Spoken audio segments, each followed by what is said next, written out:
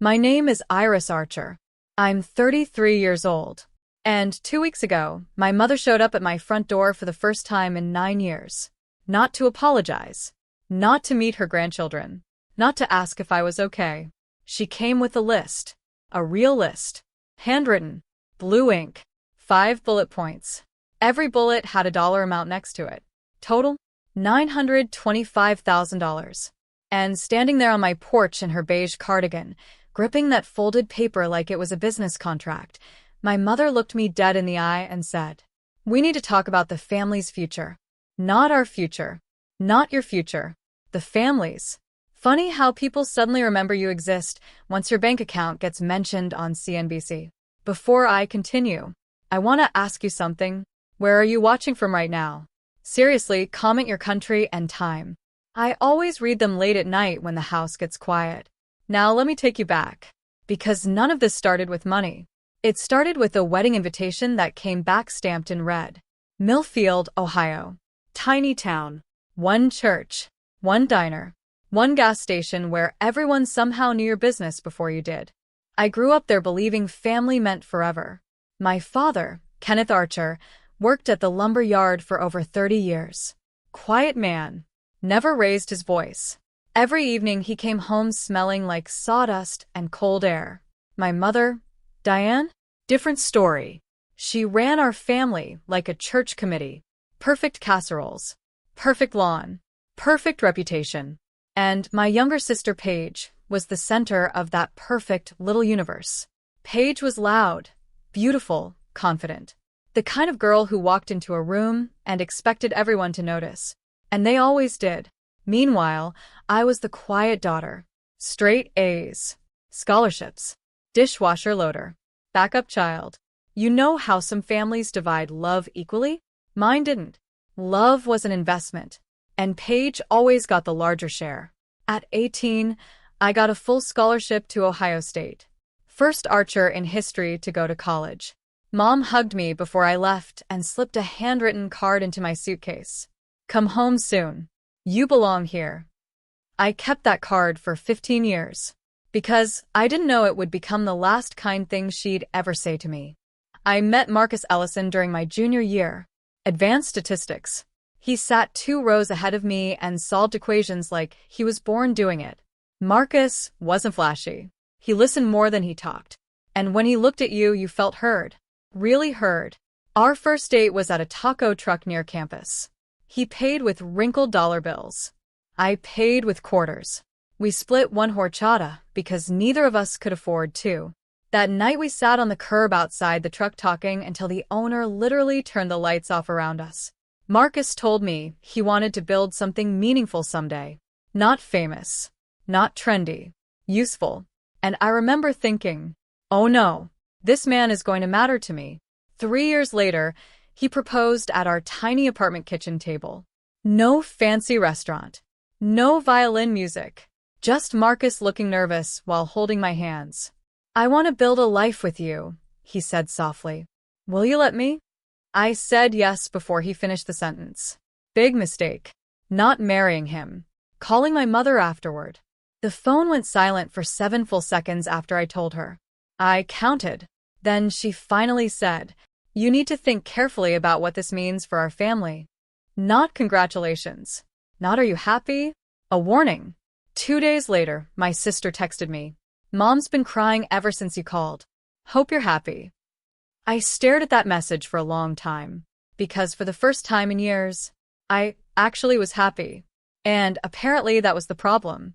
2 weeks later, a letter arrived. Cream-colored paper. My mother's handwriting. 4 paragraphs. I still remember the last line word for word. "If you marry him, don't expect to walk back through our door. He is not one of us, Iris. He never will be." I read that sentence 3 times.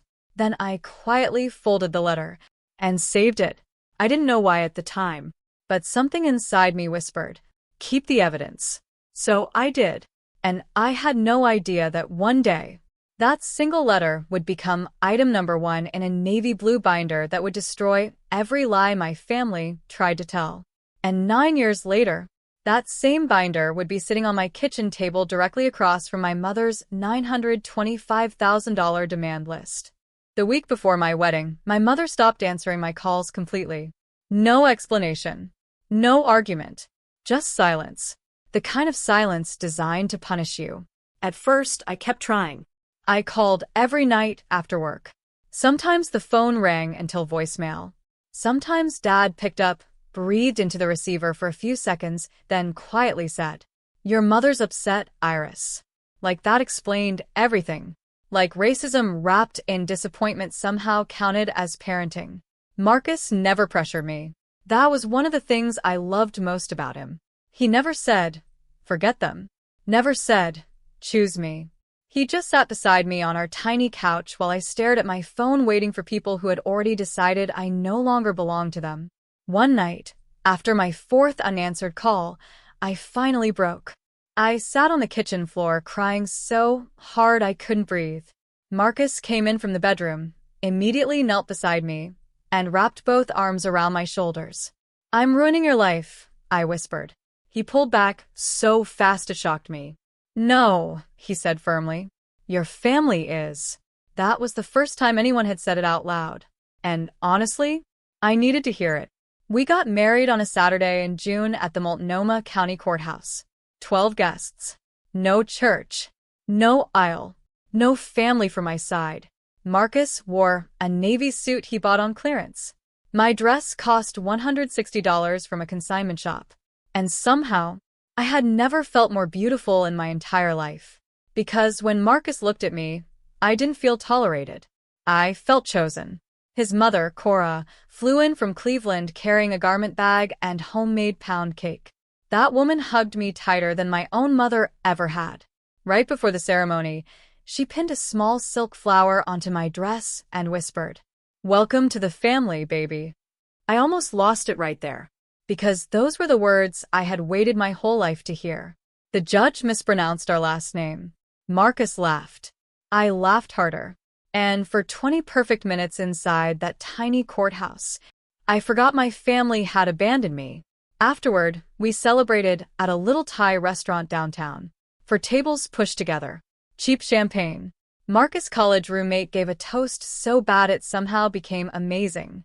At one point, Cora laughed so hard she snorted water through her nose. Everyone exploded laughing. Even me. Especially me. And for the first time in months, I felt safe. Like maybe losing one family had made room for a better one. But grief is strange. It waits until the happy moments quiet down. That night, back in our apartment, I sat on the edge of the bed staring at my bouquet of grocery store roses.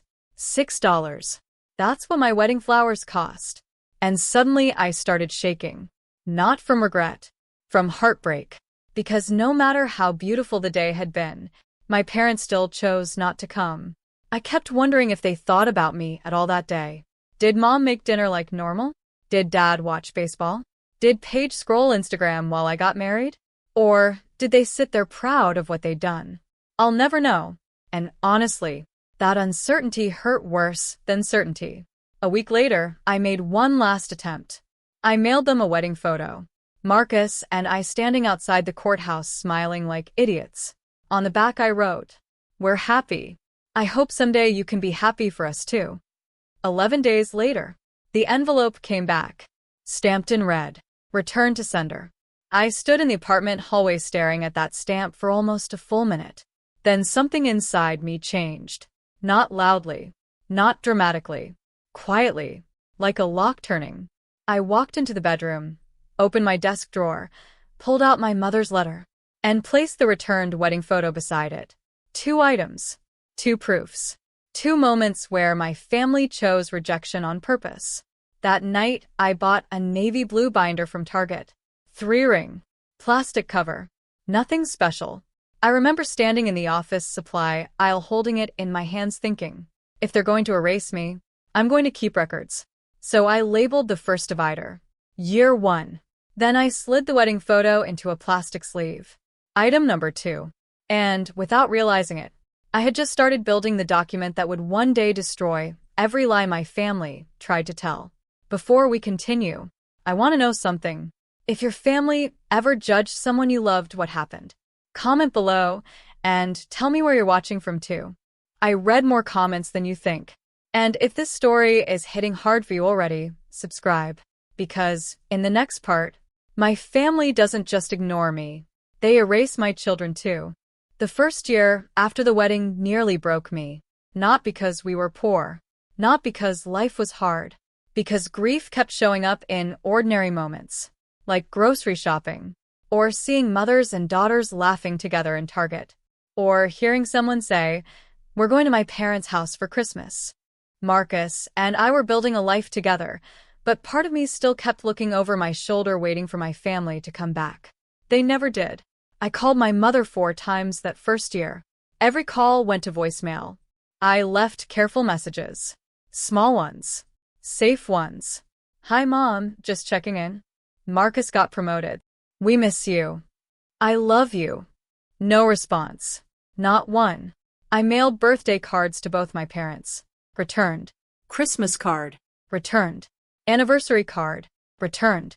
Every envelope had the same ugly red stamp across the front. Returned to sender. At some point, opening the mailbox started feeling like emotional Russian roulette. And every time another envelope came back, I filed it. Date. Time. Item number. The binder got thicker. Meanwhile, Marcus kept building our future with both hands. He worked all day at a software company downtown, then came home and spent nights coding at our tiny kitchen table. One night around 1 a.m., I walked out for water and found him asleep over his laptop, still wearing headphones. Code glowing across the screen. I gently touched his shoulder. "You need sleep." Without opening his eyes, he mumbled, "We need options first." That sentence stayed with me, because Marcus grew up without safety nets. No wealthy parents. No family connections. No backup plan. So he decided to build one himself. And eventually, he built something much bigger than either of us imagined. 2 years after our wedding, Marcus quit his job. Most people thought he was insane. We had bills. Student loans. Rent. No investors. No guarantees. Just an idea. A compliance software platform for small businesses. Boring? Absolutely. But useful. And useful makes money. Marcus built the back end in our garage beside a broken lawnmower and boxes of Christmas decorations. I handled finances, pricing models, budgets, forecasts. We worked until midnight almost every day. Some nights we were so exhausted we ate cereal for dinner sitting on the floor because we were too tired to cook. But we were happy. Really happy. Not social media happy. Not fake smile happy. Real happy. The kind built slowly, quietly, like brickwork. Then came the twins. Liam and Sophie. 6 pounds each. Same dark curls. Same tiny hands. Different personalities immediately. Liam barely cried. Sophie screamed like she had opinions about hospital management. Marcus cried the second he held them. Actual tears. He stood beside the hospital window holding one baby in each arm whispering, "They're going to know they're loved every single day." And, unlike my parents, he meant it. Cora flew in from Cleveland the next morning. That woman practically moved into the hospital room. She brought crocheted blankets, tiny bracelets engraved with the twins' birthdays, homemade soup, and enough love to fill every empty space my own mother left behind. She stayed 2 weeks. Cooked. Cleaned. Rocked babies at 3 a.m. At one point I woke up from a nap and found Cora sitting in the rocking chair humming softly while Liam slept on her chest. I remember staring at them thinking, so this is what a grandmother looks like. 5 months before the twins were born, I mailed my parents' ultrasound photos. Returned. After the birth, I mailed baby announcements. Returned. Then I sent actual photos. Liam asleep on Marcus' chest. Sophie gripping my finger. Returned. Every single one. I still remember the physical pain of opening those envelopes. Because rejecting me was one thing. Rejecting innocent children? That changed something inside me permanently. And then came the text that nearly destroyed whatever hope I still had left. A mutual friend from high school sent me a screenshot one afternoon without explanation. It was from Paige, my sister. The message read, "Her kids don't even have real grandparents. That's what happens when you choose strangers over family." I sat frozen in the nursery reading that sentence over and over again. Liam was asleep in my arms. Sophie was breathing softly in her crib. And in the kitchen, Cora was washing bottles while humming under her breath. My children did have a grandmother. A real one. The only difference? She chose love over pride. I printed Paige's text that same night. Item number 16. Red pen. Dated. Filed. And for the first time, since all of this started, I stopped hoping my family would come back. Because people who can ignore babies for 9 straight years? They're not confused. They're making a choice. And my family had made theirs. By year 4, the silence from Ohio no longer shocked me. It became background noise, like rain against a window. Some days I noticed it. Most days I didn't. Life had gotten too full to sit around grieving people who clearly chose not to love us. Compliance Core was growing faster than we expected. What started in our garage with 2 folding chairs and a borrowed whiteboard now had 11 employees and a real office in Portland's Pearl District. Not glamorous. Not flashy, but real. Every paycheck we sent out felt like proof that all those sleepless nights mattered. Marcus still handled most of the coding himself. I handled the money, budgets, Investors. forecasts, contracts.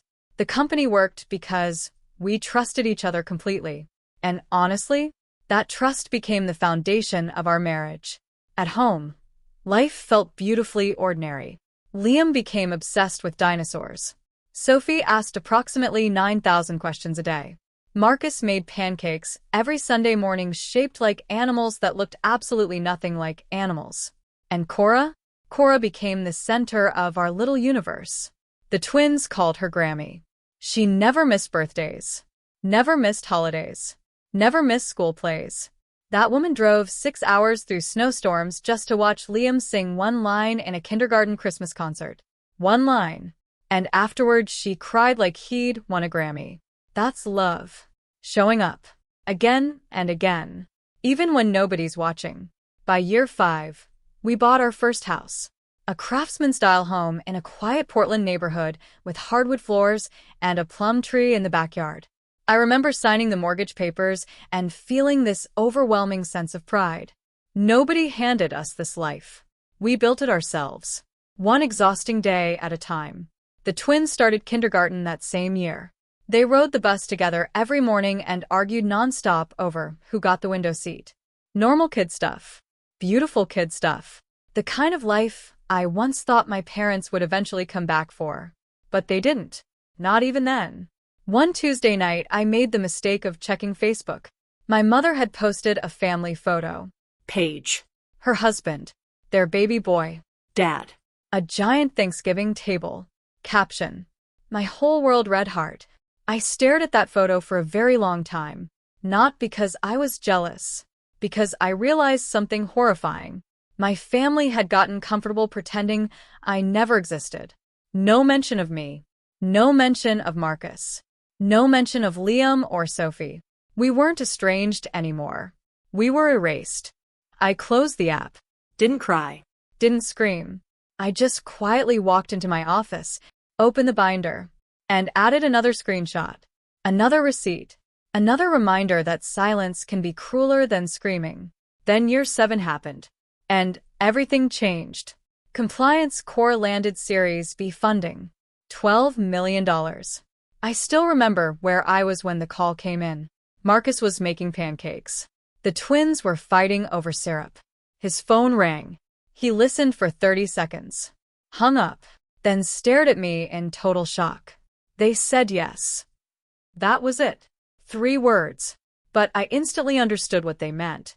Our tiny garage startup was suddenly worth tens of millions of dollars. The company exploded after that. New offices. New employees. Press coverage. Industry attention. Tech blogs. Business magazines. And apparently, people in Ohio started paying attention too. A friend from high school texted me one afternoon. Hey, your mom was asking about Marcus' company at church today. I stared at the message. 9 years. 9 entire years without speaking my name. And suddenly she wanted to understand venture capital funding. Interesting timing. Then more things started happening. LinkedIn profile views from Millfield, Ohio. People from church searching Marcus online. Old classmates suddenly liking my photos after years of silence. It felt like someone had turned on a light, and all the cockroaches started moving. And then Tess called. Tess was one of the only people from my hometown who never treated me differently after I married Marcus. She lowered her voice immediately when I answered. Iris, I think your family's talking about your money. I went completely still. What do you mean? She accidentally added me to a group chat. My stomach dropped instantly. Tess started sending screenshots. One after another. 7 total. I opened the first one. Page. His company was valued at $68 million last round. Second screenshot. My mother. How do we approach this? Third screenshot. Page. Make a list. Be specific about what we need. She responds to numbers. I actually stopped breathing for a second. Then came the message that made my blood run cold. My mother wrote, she has more money than this entire town. She can afford to help her family. Family. Funny word coming from a woman who returned baby photos unopened. I sat in my parked car outside Liam's soccer practice, staring at those screenshots while kids ran across the field laughing in front of me. And suddenly, everything became clear. The church gossip, the LinkedIn views, the random interest, the fake concern. They weren't reconnecting because they loved me. They were preparing a strategy. A financial strategy. My own mother was building a business plan around my guilt. That night, I printed every screenshot.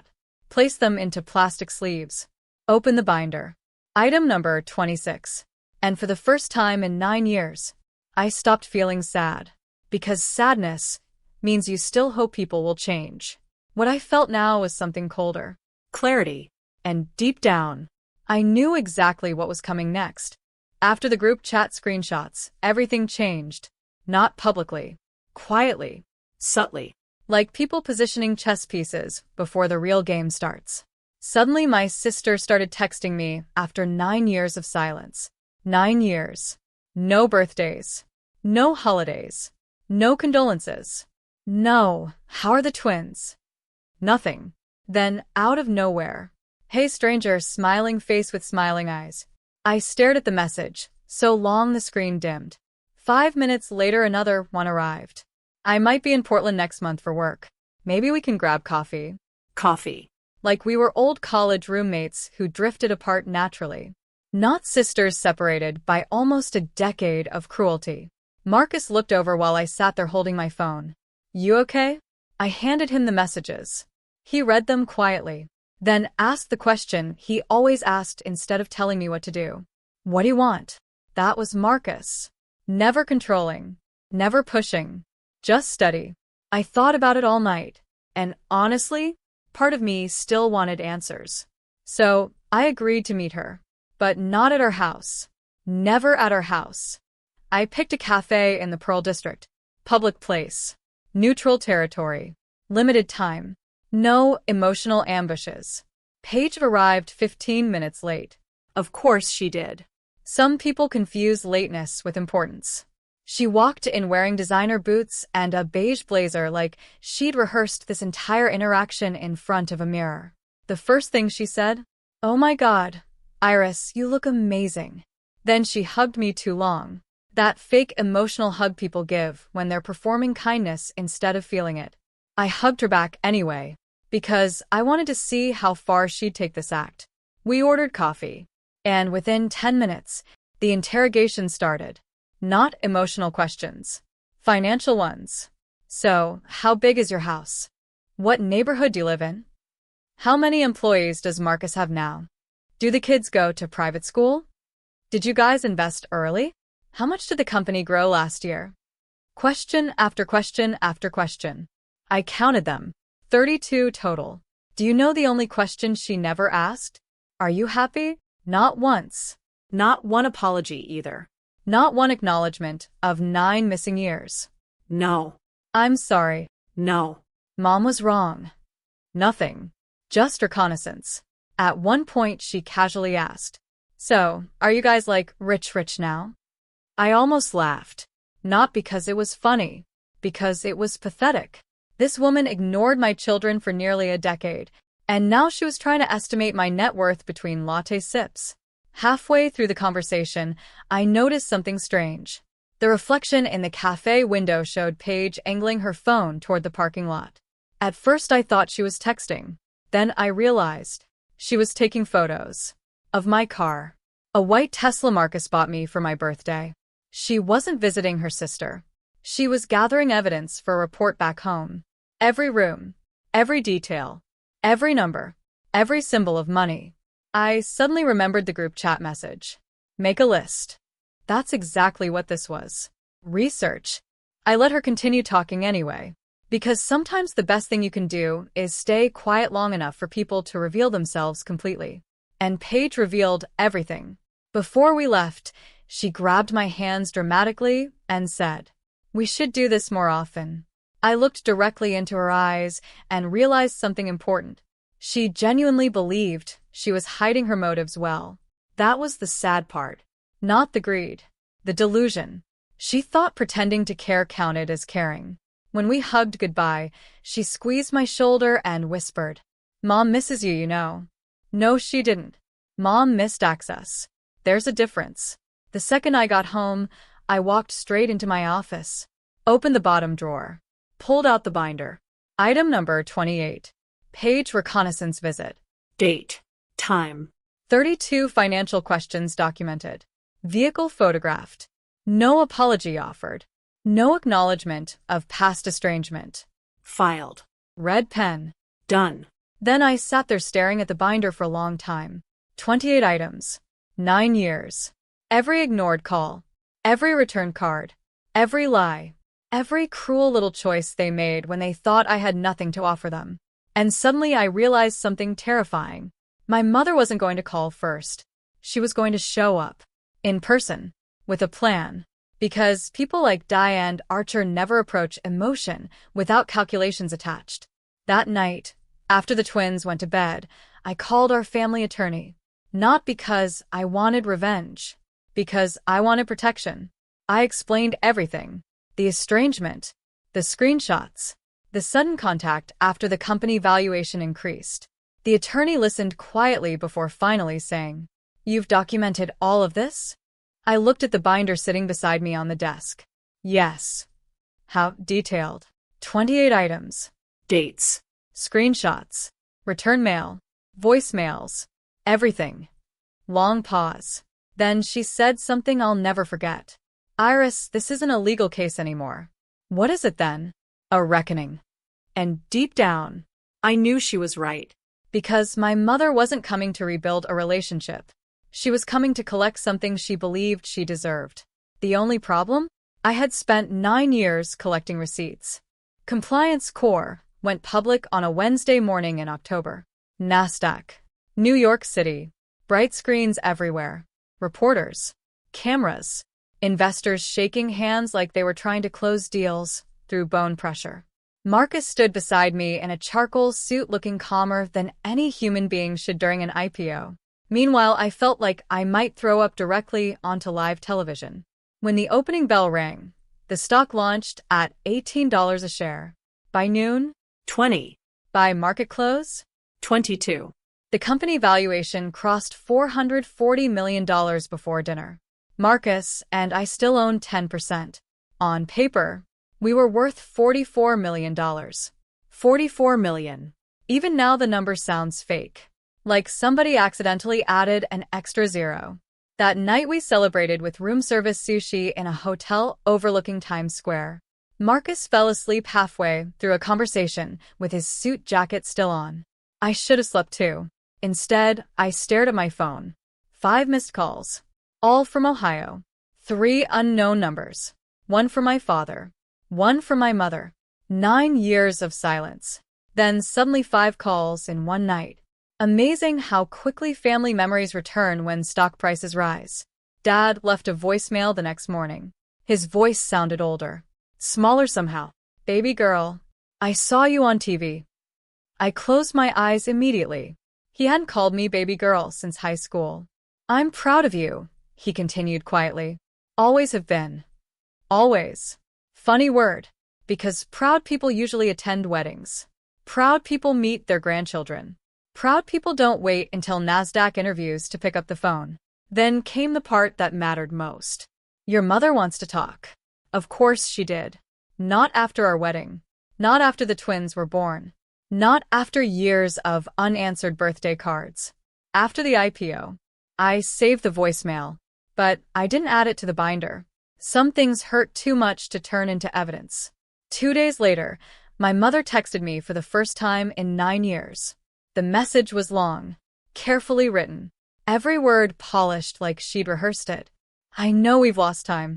Life is short, and family matters more than differences. I'd like to discuss the future and what it means to move forward together. I read it twice. Counted the words. 63 total. Do you know how many times she said sorry? 0. Not once.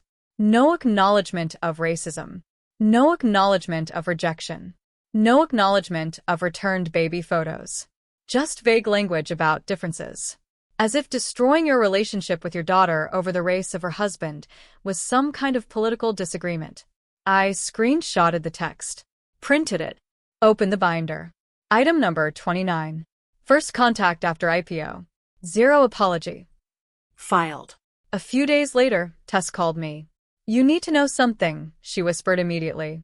What now? Your mom's planning a trip to Portland. There it was. The moment I'd been waiting for.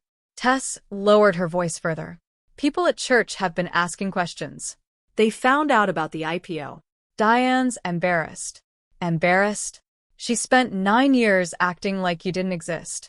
Now everyone's asking why she's never met her millionaire daughter's children. I leaned against the kitchen counter, silently. And suddenly I understood everything. This wasn't just about money anymore.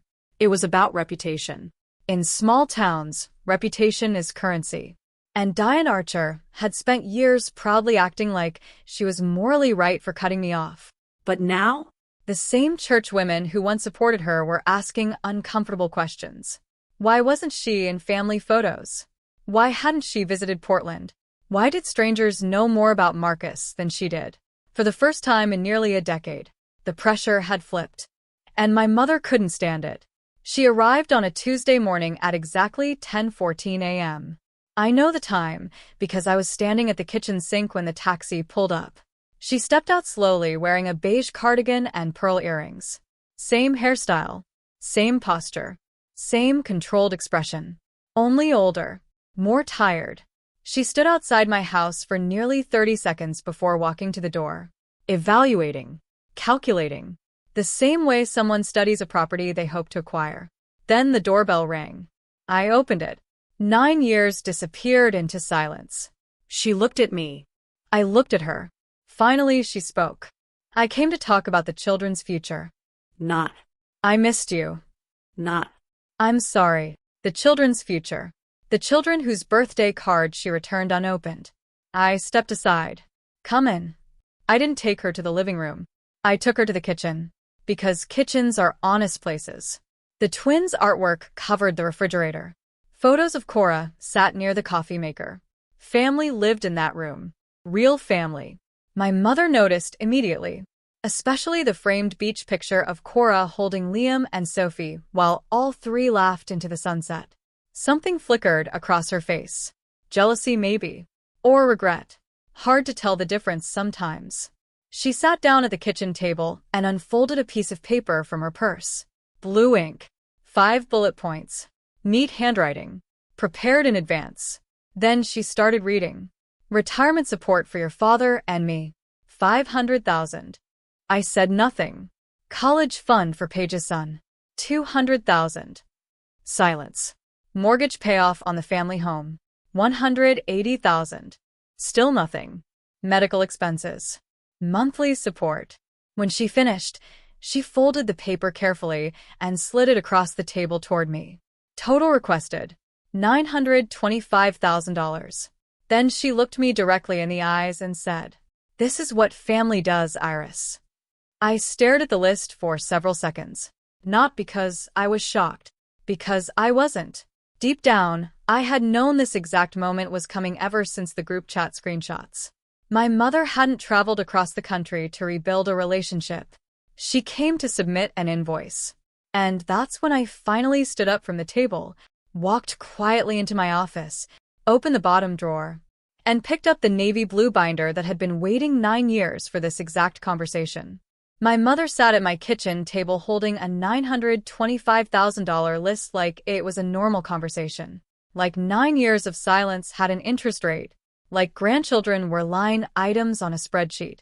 This is what family does, Iris, she said again, softer this time, as if repeating it would make it true. I didn't answer. Not because I had nothing to say.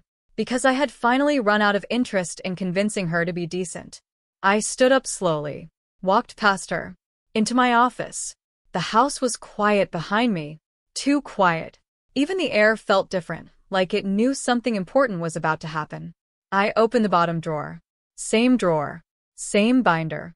9 years of silence turned into documentation. I picked it up. Heavy. Not physically. Emotionally. And I carried it back into the kitchen. Placed it on the table directly beside her $925,000 list. 2 documents. 2 versions of reality. She looked at it and frowned. What is that? I sat down. Calm. Controlled. Like I was presenting financial results to a board that needed to understand consequences. You brought a list, Mom, I said quietly. I brought one too. Then I opened the binder. Tab 1. Year 1. Returned wedding photo. Return to sender stamp still visible. Item after item. One by one. I didn't rush. I didn't raise my voice. I didn't perform emotion. I read facts. Dates. Voicemails. Letters. Screenshots. The evidence of 9 years where she erased me on purpose. Her expression changed slowly. Confusion first. Then discomfort. Then something closer to panic. When I reached the ultrasound photos, her hand tightened on the table. When I showed the returned baby announcements, she looked away. When I read Paige's message out loud, her kids don't have real grandparents. The air in the room shifted. That was the first time she flinched. Really flinched. But I kept going. Because truth doesn't stop halfway. By the time I reached item 23, her face was pale. The envelope with the taped seal sat on the table between us. Opened. Viewed. Returned anyway. That one was opened, I said. My voice didn't shake. Dad wanted to keep it. Silence. Heavy silence. Then she whispered. I was afraid. That was the first honest sentence she had said all day. I looked at her. Didn't interrupt. She kept going. Faster now. If I let him keep them, I would have had to admit I was wrong. Her voice cracked. That I lost 9 years for nothing. For a second, just a second, she wasn't performing anymore. She was human. Broken. Afraid of accountability more than loneliness. But then just as quickly, her posture changed again. Defense came back. You still left us, she said sharply. You chose him. I closed the binder slowly. Click. That sound mattered more than any argument. No, I said quietly. You chose pride over your daughter. Silence again. That's when Marcus walked in. He didn't know she was there. He froze for half a second. Then he saw the binder. Then he saw me. And he just walked over and sat beside me. No questions. No tension. Just presence. My mother stared at him like she was seeing the consequences of her own decisions for the first time. The man she refused to accept. The father of her grandchildren. The person she never bothered to know. He didn't say a word, but he didn't need to, because silence, for once, was on my side. I slid her list back across the table. $925,000. 5 bullet points. No apology. No acknowledgement of 9 years of damage. Mom, I said calmly, I will not give you money. Her eyes widened slightly. I continued. Not because I can't afford it, but because the moment I pay you, you'll rewrite history. You'll tell yourself the silence was just a misunderstanding. You'll tell Paige you were right to wait. I tapped the binder lightly. But these are facts. Her breathing changed. Shorter. Shallower. You didn't come here for family, I said. You came here because the numbers changed. That landed. I saw it. For the first time, she had nothing prepared to say. No script. No justification. Just silence. She stood up suddenly. The chair scraped hard against the floor. After everything I did for you, I interrupted her gently. You raised me, I said. That's not a debt. That's parenting. That stopped her. Completely. For the first time in my life, my mother had no comeback. No emotional weapon. No manipulation angle left. Just silence. She looked at Marcus again. Then at me. Then at the binder. And something in her expression collapsed. Not dramatically. Quietly. Like a structure that finally gave up holding itself together. She whispered, I don't understand how we got here. I answered without emotion. You do.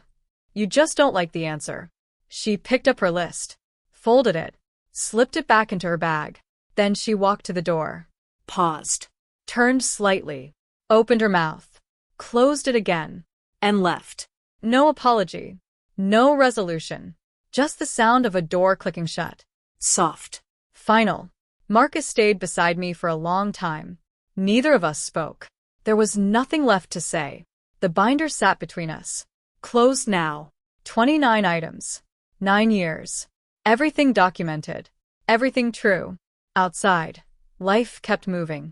Inside, something had finally ended. Not a relationship. That ended years ago. The illusion that she might ever come back as a mother. And that's the part people don't tell you.